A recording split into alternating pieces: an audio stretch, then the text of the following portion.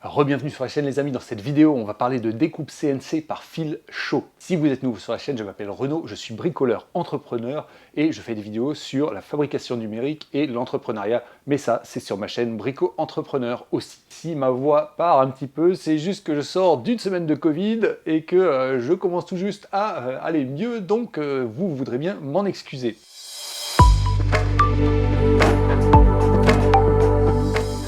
Alors comme je vous l'ai dit, on va parler de découpe CNC par fil chaud et notamment on va faire la réalisation d'un modèle que j'adore, c'est l'Excalibur. L'Excalibur, c'est une petite aile volante qui a été conçue par mon pote Turbi et ça fait longtemps que je lorgne sur cette aile volante et puis que j'ai jamais pris vraiment le temps de transférer les fichiers pour l'AMC4X. Alors l'AMC4X c'est quoi? Pour ceux qui ne connaissent pas, c'est la machine de découpe par fil chaud que j'ai conçue, que je fabrique et que je vends. Donc si vous voulez en savoir plus, vous allez sur cncfab.fr. Sur cncfab.fr, vous verrez le descriptif. Je vous le fais en rapide. Vous avez ici un boîtier interface avec un pilotage éventuellement en manuel de la chauffe, un bouton d'arrêt d'urgence, un fil qui est ici sur un ressort à longue course. Pourquoi sur un ressort à longue course? Parce que le fil il peut se mettre en diagonale. Et donc, ce fil il est chauffant et il va faire fondre les polystyrènes ou le PP, ce qui va vous permettre de réaliser soit de la découpe sur la tranche tout simplement dans une voilà, là on avait une plaque de 60 d'épaisseur, ça vous fait directement un logo comme celui-ci. Vous pouvez aussi faire du lettrage évidemment. Alors on peut après recouper dans l'épaisseur pour améliorer la finition s'il y a des petits pets. Mais ça permet aussi de faire ce qu'on appelle de la découpe trapézoïdale, c'est-à-dire qu'on ne fait pas le même mouvement d'un côté et de l'autre. On peut faire un cône, on va pouvoir faire des choses, un trapèze, des choses comme ça. Évidemment, il faut synchroniser les deux côtés. Et donc, on va obtenir des choses comme ça. Par exemple, vous voyez, c'est une aile d'avion radiocommandée. Et vous voyez qu'en fait, elle est plus large d'un côté que de l'autre. Avec là en plus, il y a des évidements que j'ai rajoutés, une charnière d'aileron, etc. Et ça, c'est découpé dans du polystyrène expansé. Celui-ci, là-bas, c'est du polystyrène extrudé. Et en faisant des choses un petit peu plus extrêmes, on peut après faire des tranches coniques et les assembler et on obtient des pièces vraiment complexes. Bon, là, on est sur un usage relativement expert. Et je vous ai d'ailleurs montré dans des vidéos précédentes, vous avez cette pièce-là qui est une pièce qui reste, enfin un essai du caudron que j'avais fait en EPP bleu et qui d'ailleurs avait été mis en vol par le copain Julien qui est le concepteur de l'Excalibur que je vais découper. Donc il faut savoir que ce kit de la MC4X, c'est un truc qui est unique au monde et il est tout inox, inox et alu, ça marche super bien. Les performances sont vraiment au rendez-vous. Donc si ça vous intéresse, pour faire de l'aéromodélisme, si vous connaissez des archis qui sont intéressés pour faire de la maquette, parlez-leur de la MC4X. On verra, il faut juste un PC. Là j'ai un petit cordon USB, hop, c'est du HID, c'est-à-dire qu'on branche, c'est reconnu, et derrière on utilise FilShow-NX, un logiciel que j'ai écrit spécialement pour cette machine. On va en parler dans cette vidéo, parce que justement les fichiers de l'Excalibur que je vais utiliser, ces fichiers, ils ont été prévus pour un GMFC, qui est un autre logiciel, et donc ce qu'on va faire, c'est qu'on va repartir du fichier du plan DXF pour recréer les fichiers pour la MC4X, pour FilShow-NX. Si mon type de vidéo vous intéresse, eh bien prenez le temps, si vous ne l'avez pas déjà fait, de vous abonner à la chaîne et d'activer les notifications, comme ça vous serez averti de la sortie des prochaines vidéos. Et puis un petit pouce, un petit commentaire, ça m'aide beaucoup à me faire référencer, à faire progresser la chaîne. Partagez autour de vous, partagez avec vos amis, partagez avec des gens que ça peut intéresser, car ça m'aide vraiment beaucoup lorsque des nouvelles personnes arrivent sur la chaîne. Allez, c'est parti pour l'Excalibur. Alors ce que je vais faire, c'est que dans cette vidéo, je vais me concentrer principalement sur les découpes. Je vais vous montrer en fait ma chaîne logicielle pour modifier le fichier DXF, enfin pour passer du plan original jusqu'à mes fichiers de découpe. On va faire les découpes et je pense qu'en fait, il y aura une deuxième vidéo où je vous montrerai l'assemblage. Je vous parlerai aussi de la façon dont on peut utiliser SketchUp pour représenter en 3D mes fichiers qui viennent de FilShow-NX. C'est-à-dire que quand on a nos fichiers de découpe dans FilShow-NX, on peut les exporter et les réimporter dans SketchUp pour avoir la visualisation 3D de la découpe. Ça permet de préparer ces projets à l'avance. Là, j'en ai pas besoin. Il y a quelques corrections que j'ai dû faire dans le fichier source. Le plan original, il y avait quelques erreurs de dessin. Erreurs de dessin, je vous montre ça. Donc ici, on a le fichier de l'Excalibur. Et donc, le fichier, il est en DXF. C'est-à-dire, je l'ai téléchargé. Vous voyez ici, clic droit, excalibur.zip, enregistrer sous. Alors, il faut faire attention quand vous enregistrez le lien. En bas, il va refuser éventuellement. Vous voyez ici, impossible de télécharger, donc vous allez cliquer sur la petite flèche et vous faites conserver, et là, hop, vous pouvez le télécharger. C'est parce que c'est un plan qui n'est pas téléchargé souvent. Donc le plan DXF, je vais devoir utiliser un logiciel pour le retravailler. Pour ça, moi, j'utilise NanoCAD 5.0. Donc NanoCAD 5.0 de Nanosoft, c'est un logiciel qui est gratuit, totalement gratuit, donc, et qui fonctionne très très bien sur de la DAO 2D et même DAO 3D filaire. Et donc, vous voyez ici un NanoCAD Free, vous faites téléchargement, vous le lancez, etc. Alors, il y a une licence gratuite annuelle, c'est-à-dire qu'en fait, vous pouvez vous inscrire pour pas qu'il y ait les petits messages d'erreur. Enfin, c'est même pas des messages d'erreur, c'est des messages de licence.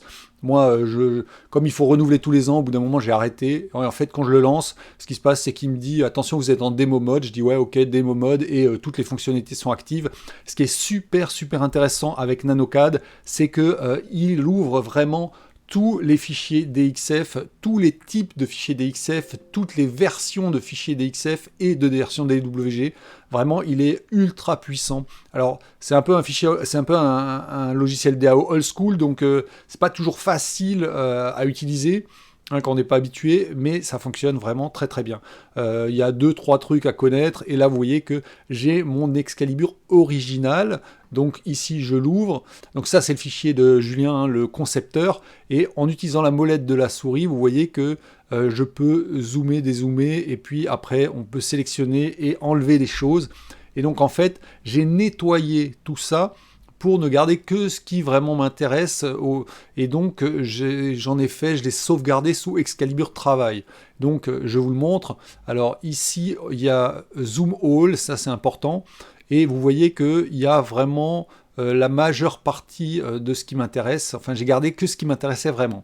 Alors, ici, on a un truc que j'ai rajouté. Vous voyez, ce zigzag-là, c'est pour débiter la plaque verticalement. J'ai le LPP de 40 mm d'épaisseur, donc j'ai fait ça pour débiter verticalement, vous le verrez dans les découpes.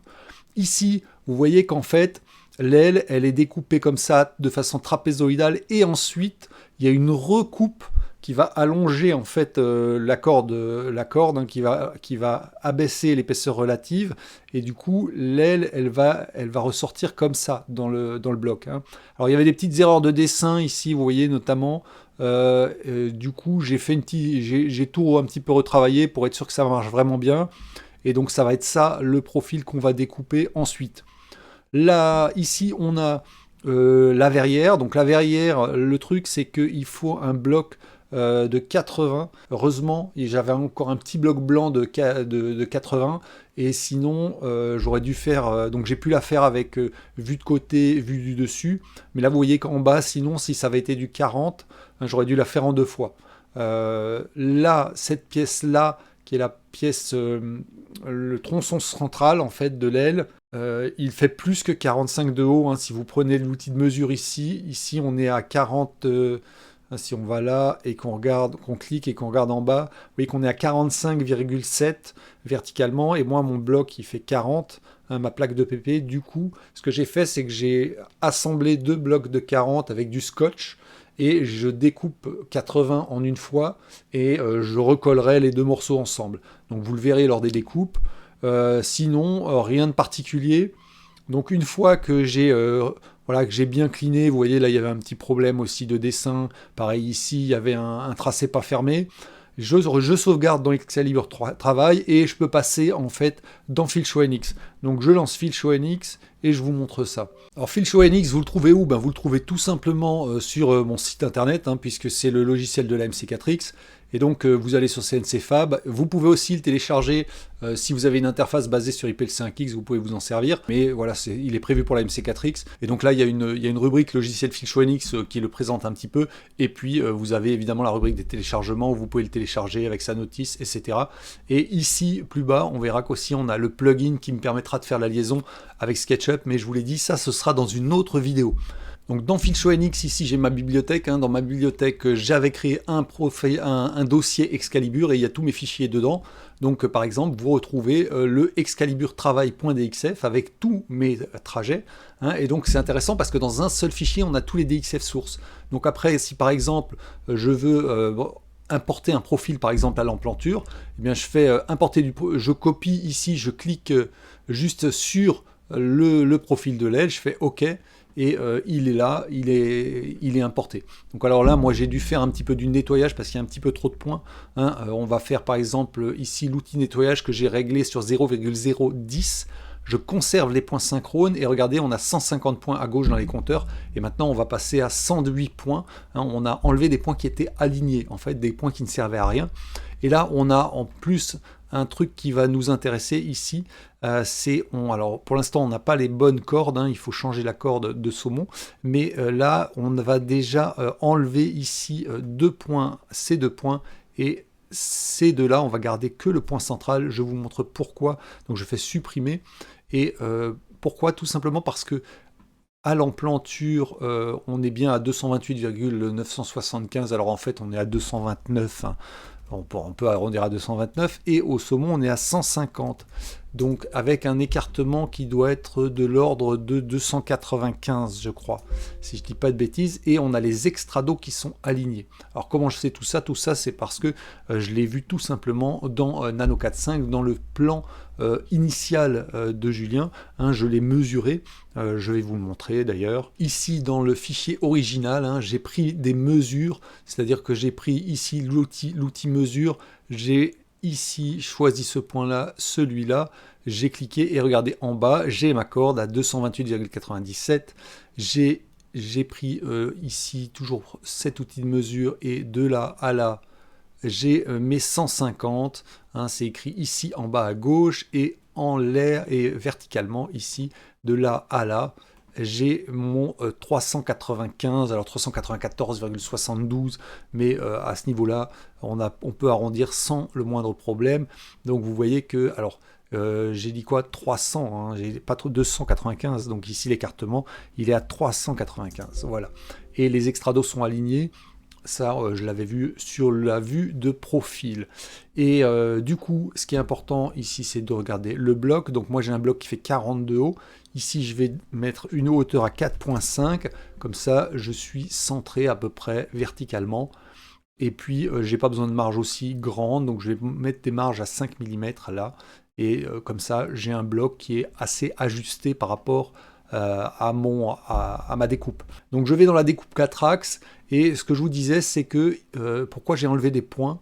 Eh bien regardez ici, on a un profil concave et vous voyez qu'ici il y a un petit croisement à cause du décalage d'outils, c'est des histoires d'intersection, et ça c'est inévitable, mais en enlevant quelques points, j'ai limité ce trajet, et donc sans enlever la fonctionnalité en fait de la charnière, puisque ça va fonctionner tout pareil, et j'ai enlevé exactement les mêmes points d'un côté et de l'autre pour conserver ma synchronisation. Et donc vous voyez que là je peux faire même une simulation et je vois le fil qui bouge. Donc même si vous n'avez pas de machine, même si vous n'avez pas la licence du logiciel, vous pouvez faire des simulations, puisque c'est un logiciel qui n'a pas besoin de licence pour créer un projet. Donc vous voyez que j'ai ici créé le débit de mes ailes.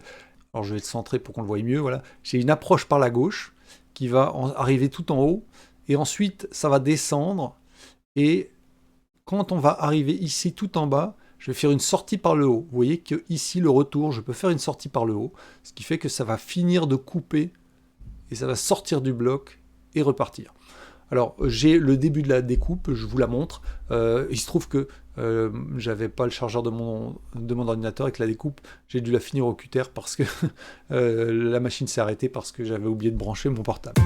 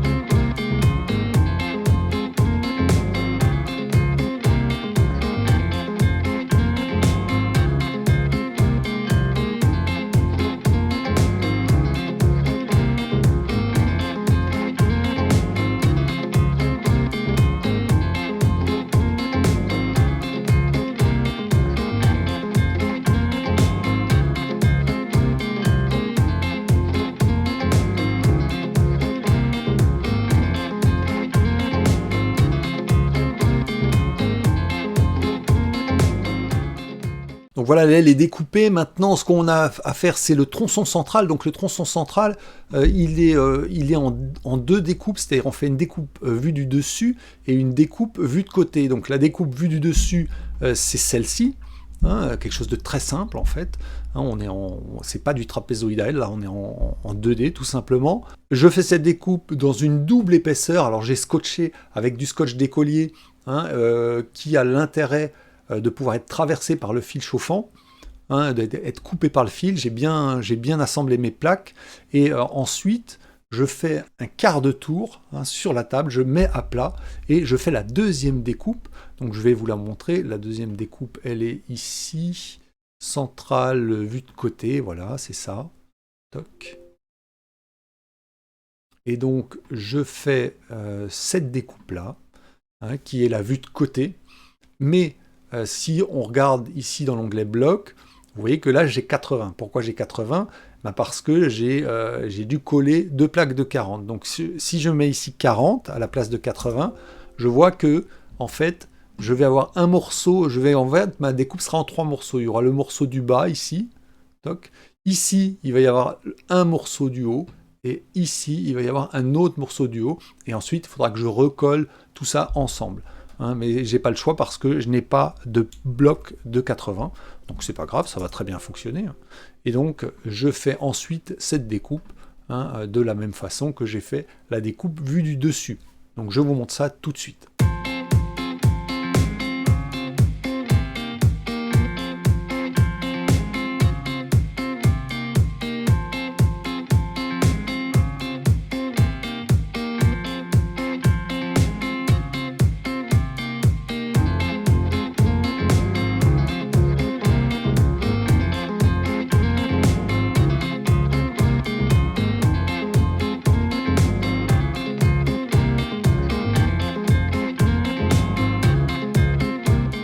Et c'est venu le temps de la dernière découpe. La dernière découpe, c'est quoi? C'est la verrière, enfin le fuselage plus exactement. Donc le fuselage, il est en deux parties.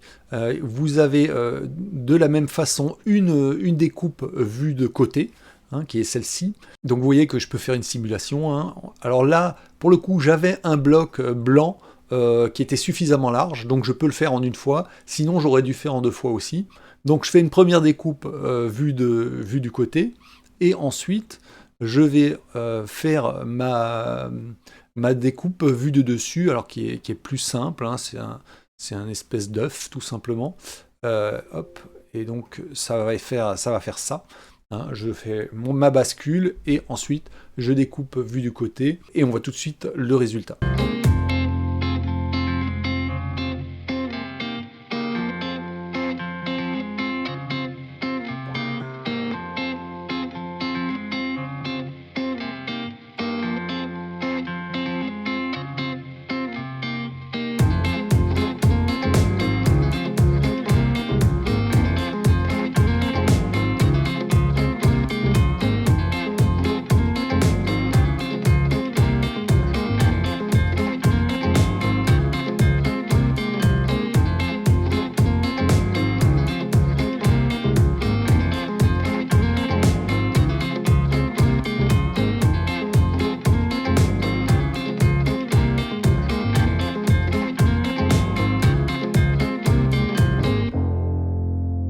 Les amis, c'est le moment du kiff, car il y a un kiff quand on fait de la découpe par fil chaud, c'est de défaire les millefeuilles. Et j'ai fait bien attention à ne pas les défaire avant que tout soit découpé. Et donc, quand on fait comme ça des découpes en plusieurs fois, c'est toujours vachement agréable d'ouvrir les découpes composées. C'est parti, on commence par les ailes. Alors, hop, on enlève ça, on enlève ça, et